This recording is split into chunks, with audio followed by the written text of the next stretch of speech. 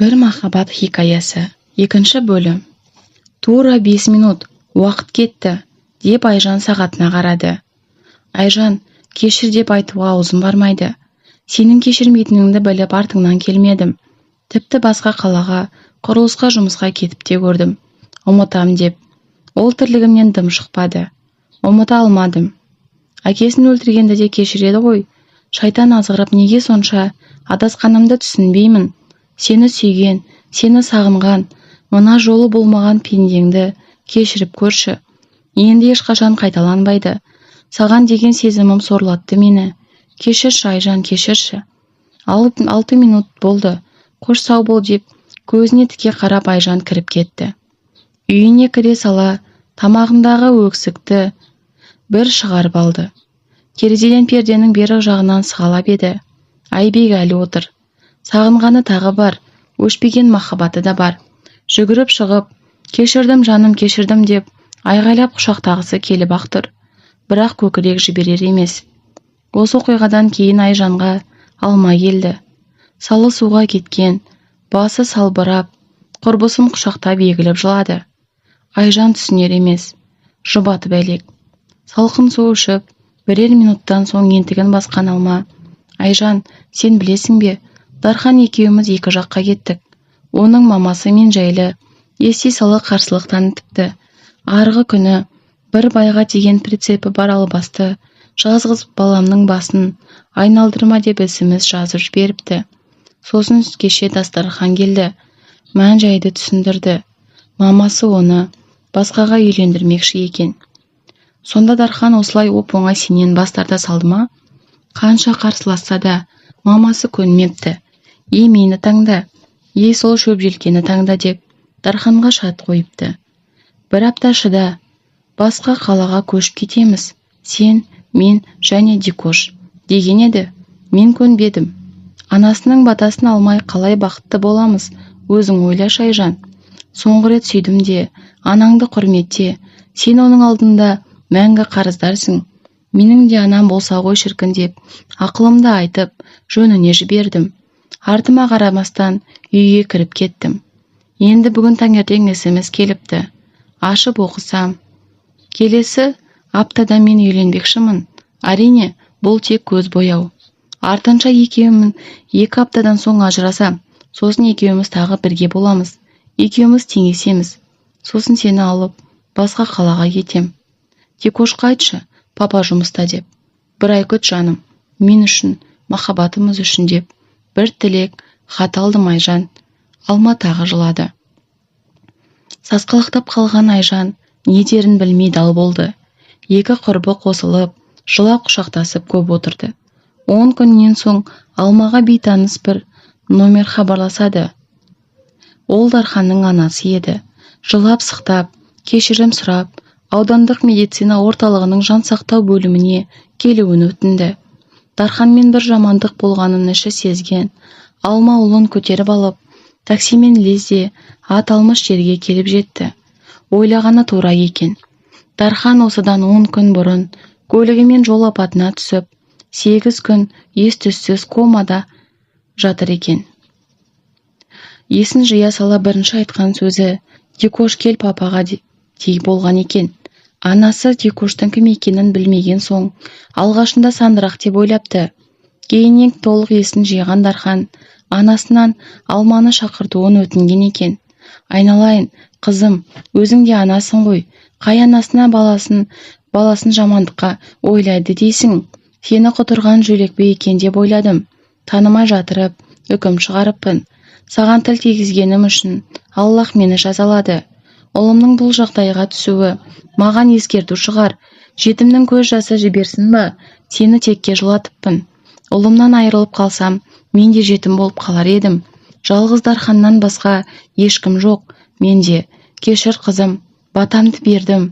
Дархан жазылып шыққан соң, дүркіретіп тойларыңды жасап берем, деген өкінішпен қатар шыққан.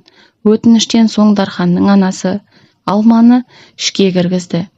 Дархан мен Алма бірге болу үшін осындай қиындықтан өтті. Желтоқсан айының алғашқы 10 күндігінде жер бетін қалың қар басып, қыз келгенін білдірді. Терезеден қарап тұрған Айжан тағы да Айбекті есіне алды. Негізі Айжан бергі жағымен ұмыттым дегенімен, жүрегінің түбінде оған деген сезімі әлі де болса лаулап жатыр еді. Осынау керемет күні Алма тұрмысқа шықпақшы. Айжан қыз жолдас, Айбек күйеу жолдас. Кешкісін алып қашты қылып, жастар кафеде жиналып, шыққан соң Дарханның үйіне бет алмақшы. Міне, Алма да шымылдықта жүзін жасырған ақ шәлінің астында отыр. Қасында қыз жолдас болып еріп келген Айжан және Дарханның бір топ достары арасында әрине Айбек те бар еді. Бұл екеуінен басқаның бәрі көңілді еді. Тек бөлменің екі жағында отырған қос ғашық қана үнсіз өтірік жымиып отырса да, көздеріндегі мұңды Алма ғана анық байқап отырды. Бір кезде Айжанның телефонына SMS келді. Ашып оқып еді. Айбектің нөмірінен: кешірші жаным, тағы бір шанс берші. Көзіммен көре тұра сені құшпау азап екен мен үшін. Қаншалықты сағынғанымды сезінші. Кеудеңдегі тас емес жүрек қой. Баяу көзін көтергені сол еді. Айбек те бұған қарап, екеуінің жанары түйісіп қалды. Айжан жайлап телефонын Алмаға беріп SMS-ті оқытты. Алма құрбысының қолын қысып, бәрі жақсы деген ишарат білдірді. Улап-шулап отырған жігіттер таза ауамен тыныстауға түгелімен сыртқа шығып еді. Бөлмеде Айжан мен Алма ғана қалды. Айжан, махаббат үшін кейде көкіректі баса білу керек. Кешірімшіл бол. Сен оны сүйесің. Неге өзіңді де оны да қинап жүрсің? Алма, оның не естігені есіңде шығар, иә? Сол күні мен абыройсыз қалуым мүмкін еді ғой. Бірақ қалмадың ғой. Арам ойы жүрегінде болса, сенің сөзіңе де, көз жасыңа да қарамас еді. Пиғылын іске асырар еді. Еркек адамға қарсы күш көрсетуге әлің жетмейді ғой. Бірақ ол уақытында есін жиды. Өйткені жүрегінде саған деген махаббат бар. Мен де Дархан үшін оның анасын кешірдім. Мені де, ұлымды да тілдесе де, махаббатын үшін кешірдім деп, құрбысына Алма өз ойын жасырмай айтты. Той, ақ көйлек киген Алма мен смокинг киген Дархан бақытты еді. Дарханның анасы сөзінде тұрып, беташардан басқа бүкіл дәстүрді сақтанып, жалғыз ұлына ұлан асып дүркіреген той жасап берді. Жастарға арналған тілектер легі төгіліп, қызу биде басталып кеткен еді.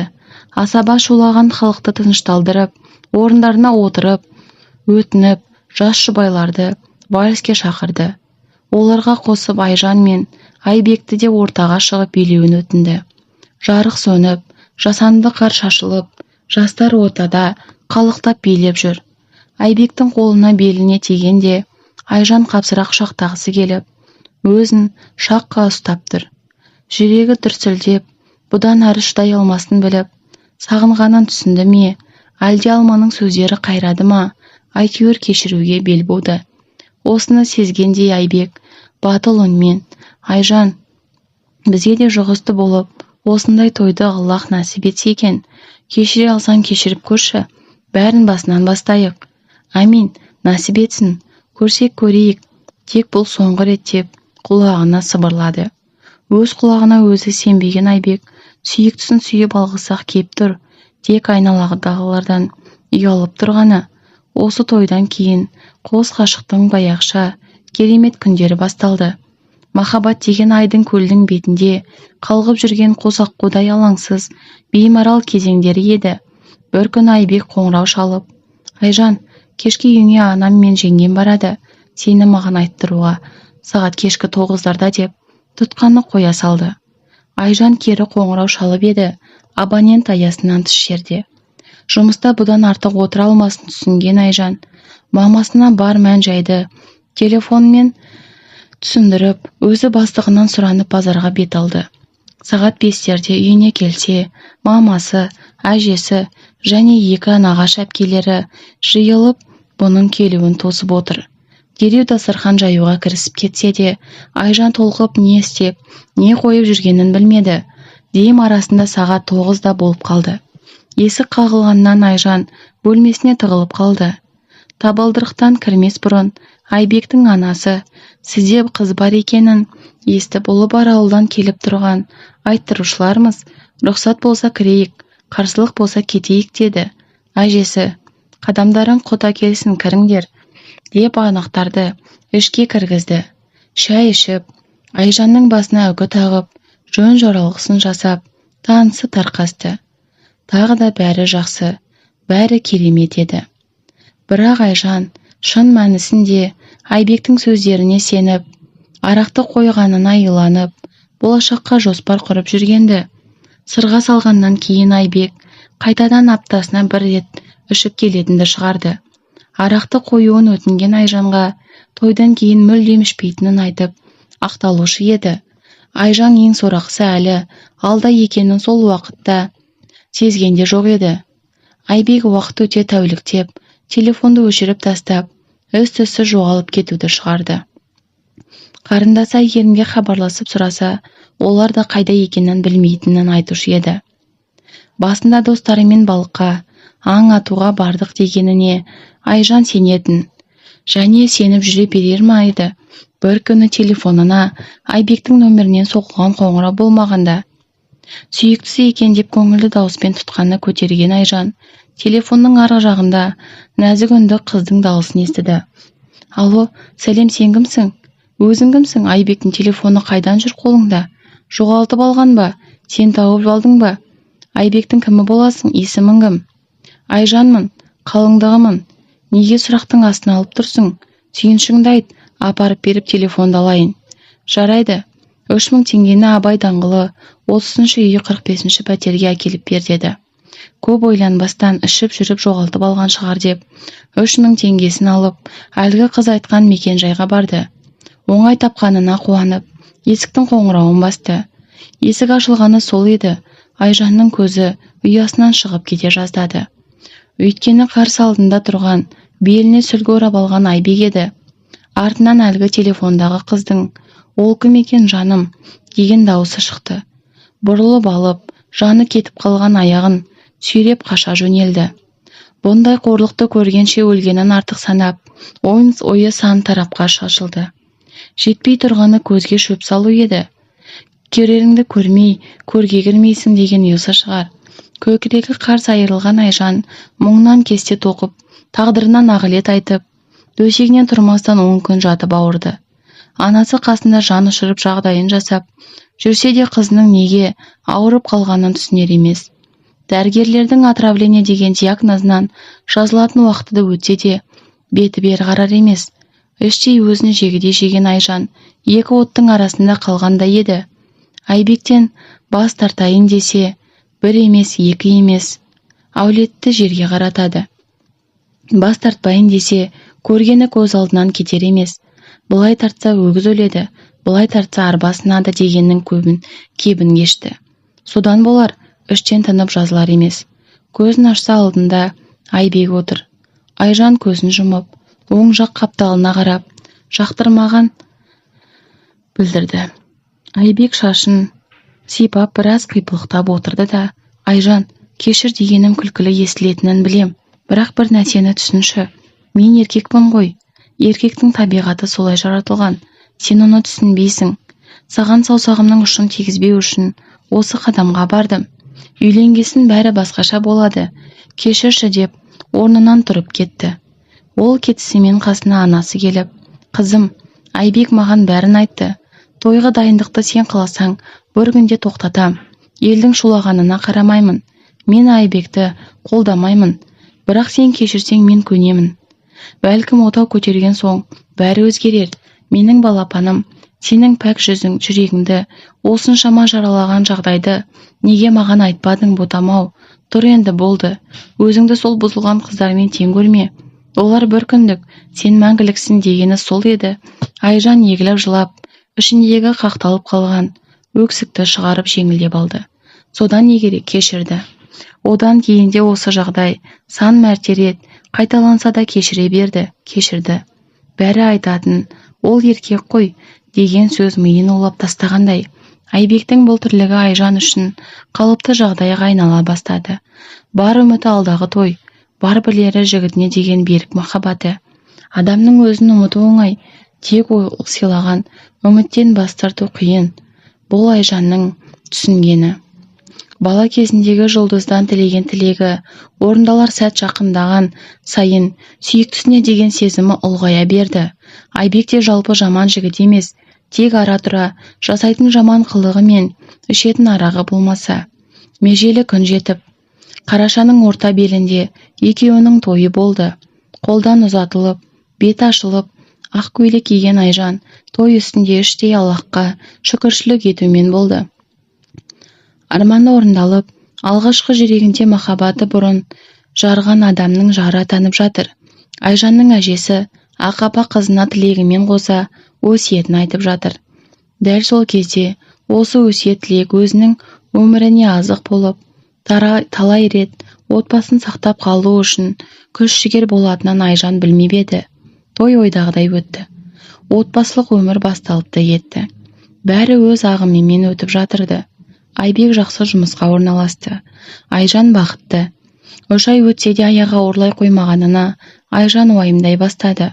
Арада ұрыс керісте аздап орын ала бастады. Келіншегімен ұрысып қалып Айбек ішетінді шығарды. Жанашыр достарына еріп, жаман әйелдердің үйінде қонып та қалатын еді. Сондай уақытта төсегінде жалғыз жататын келіншек Аллахтан сәби сұраумен талай күнді таңды көзімен қарсы алды. Кеудесіндегі үміті бәрі жақсы болады, сәбиле болғасын бәрі өз орнын табады деп алға сүйрейтін еді. Қанша қиналса да анасына төркініне білдірмейтін Айжан іштен тынып, жұбанышты мешіттен іздейтін. Әр жұма намазда жамағатпен сәждеге бас тигізіп, Аллахтан сабыр, төзім және сәби сұрайтын.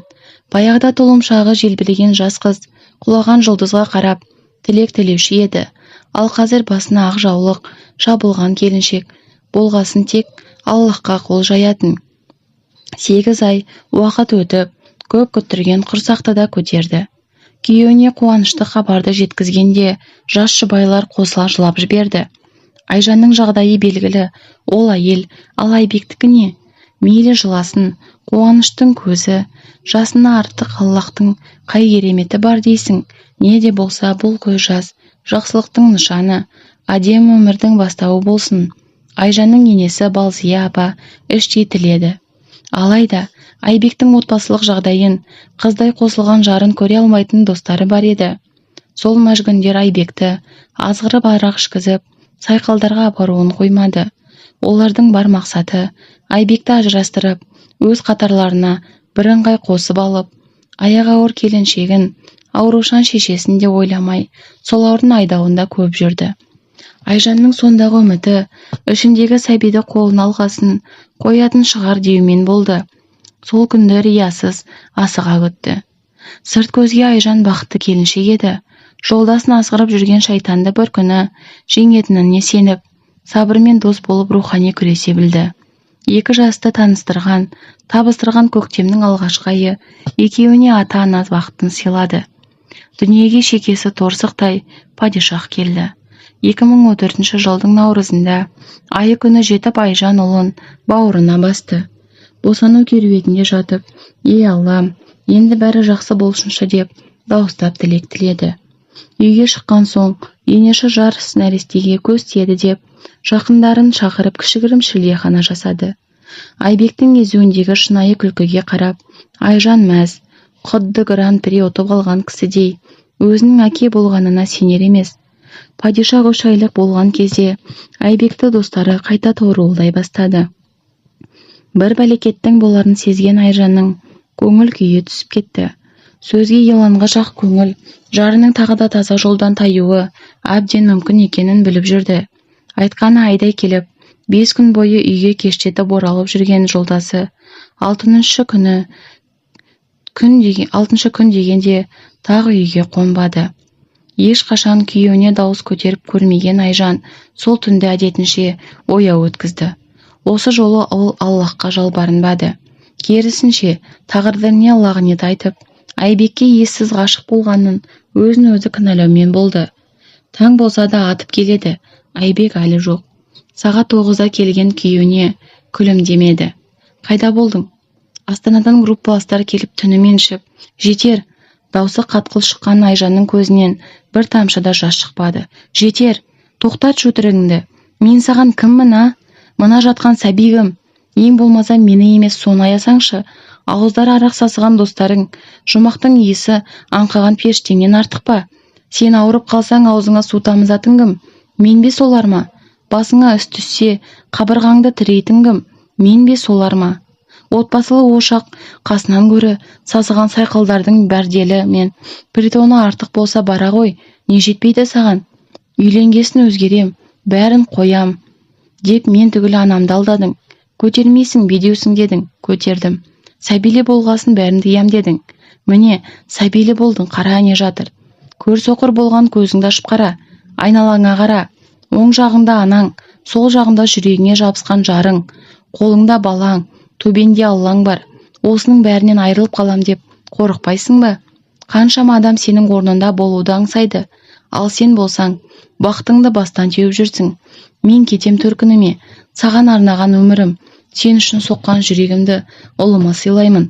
Сен жарытып әке бола алмассың деп ішіндегі қаншама жылдан бері қақталып қалған өксікті шығарды. Орнынан тұрып киімдерін жинай бастаған еді. Айбек жалынып жалбарынып кетпешіге салды. Ұлын орап алып бір дорба сөмкесін алып есіктен шыға бергенде Айбек табалдырықта тұрып тізелеп отырып кешірім сұрады. Болды жаным, қоям бәрін, қоям. Достарыма түкіргенім бар, отбасым бар. Адасып. Сен мені үнемі таза жолға салушы едің ғой, осы жолы да шығарып алшы. Қол ұшыңды созшы маған, жан жарым менің, сұлуым, сен Құдайдың берген бағытысың.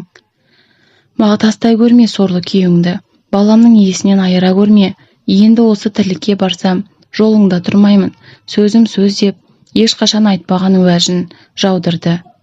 Сыртынан бақылап тұрған енесі келіп, айналайын ақ ботам, бір ашуыңды маған бер, ұлымды кешір мен үшін.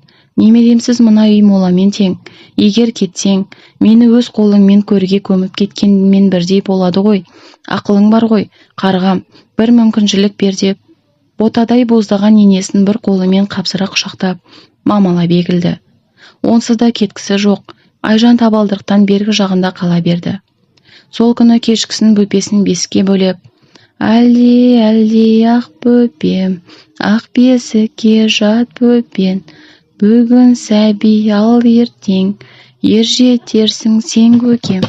Махаббаттан жаралған, сезімімнен нәр алған, қуанышым қазынам, жұбанышсың сен маған, өзгереме әкешің, айтшы маған бөпешім, көрем алда әлі де, анаң сенің тепершін, деп Айжанның әуендетіп отырғанын, сыртта терезе түбінде шылым тартып отырған Айбек естіп, келіншегінің үнінен мұң сезген еді. Шашын тартқылап, басын жұдырықтап, Айбек іштей өз-өзін мұжи бастады. Осыншама уақыт бойы келіншегінің неге қинағанын өзі түсінер емес. Болды, осымен тоқтайын. Енді болмағанда отбасынан айырылып қала жаздадым емес пе? Ақылды келіншегім анама деген сыйластығының арқасында қасымда қалды. Бұл Айбектің өзегін тепкен ой еді. Айжанды бала кезде тез есейткен махаббаты тез қартайтып та жіберген бе қалай?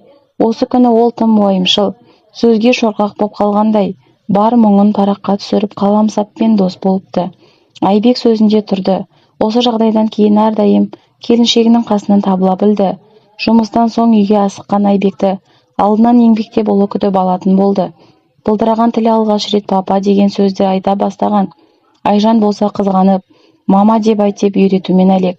Айжан енді ғана бетіне қан жүгіріп нағыз әйел бақытына қол жеткізгендей. Осымен әңгіменің соңы. Маған тіркеліп, қолдау білдіріп кетіңіздер.